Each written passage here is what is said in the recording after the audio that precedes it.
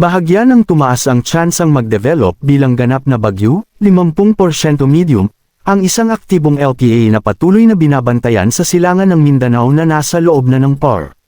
Kung hindi magbabago ang ipinapakita sa ngayon ng mga weather model, maaaring tawirin ito ang Caraga Region, Visayas, at Palawan sa mga susunod na araw. Sa ngayon ay nagdadala na ng mga pagulan ng LPA at aktibong Intertropical Convergence Zone, ITCZ, sa ilang bahagi ng #Visayas at #Mindanao na posibleng magdulot din ng mga biglaang pagbaha o pagguho ng lupa. Sakaling maging bagyo habang nasa loob ng PAR, tatawagan itong Queribif.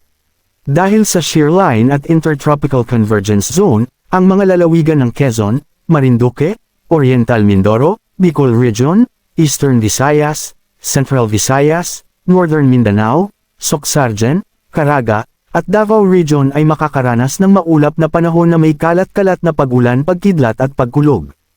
Ang mga lalawigan ng Cagayan Valley, Cordillera Administrative Region, at Aurora ay makakaranas rin ng maulap na panahon na may mga pagulan dahil sa Northeast Monsoon o amihan.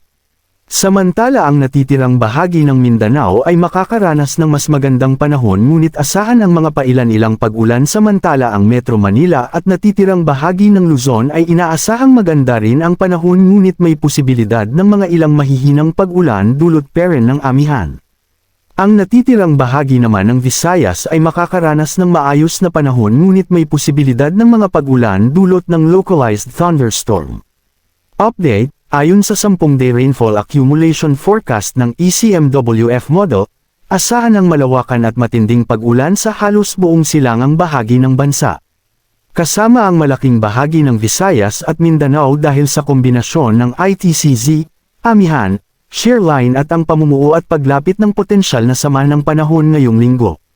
Maging handa sa banta ng pagbaha at landslides dala ng mga pag-ulan. Mag-ingat lalo na sa pagdalo sa simbahan para sa simbang gabi at ang ilang mga aktibidad ngayong Kapaskuhan. Tandaan, ang mga pag-ulan sa malaking bahagi ng bansa ay hindi lang dahil sa potensyal na sama ng panahon. Marami itong factors tulad ng nabanggit sa taas. Sadyang mas maulan lang po talaga dahil sa umiiral na mahinang La Niña phenomenon. Maging alerto po ang ating mga kababayan sa Mindanao at Eastern Visayas dahil sa posibleng paglapit ng sama ng panahon ngayong linggo. Pinapakita ng mga weather models ang posibilidad na may mabubuong sama ng panahon sa silangan ng Mindanao ngayong linggo. May katamtamang tsansa ito maging ganap na bagyo, ayon sa Tropical Cyclone Threat Potential Forecast ng Pag-asa. Tignan, makikita ang mga makakapal na kaulapaan sa silangan ng Mindanao.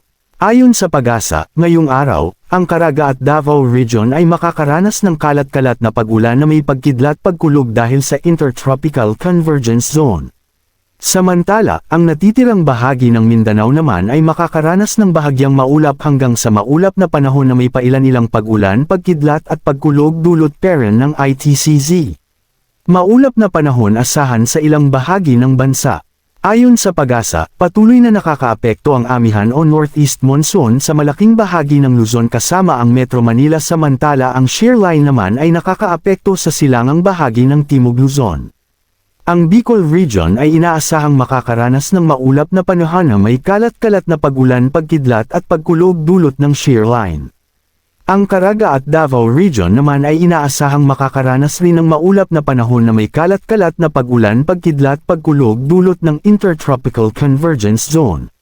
Samantala ang mga lalawigan ng Cagayan Valley, Cordillera Administrative Region, Aurora, at Quezon ay makakaranas ng maulap na panahon na may kasamang pag-ulan dulot ng amihan. Ang natitirang bahagi naman ng Mindanao ay makakaranas ng bahagyang maulap hanggang sa maulap na panahon na may kasamang pailan-ilang pag-ulan, pagkidlat, pagkulog dulot ng ITCZ.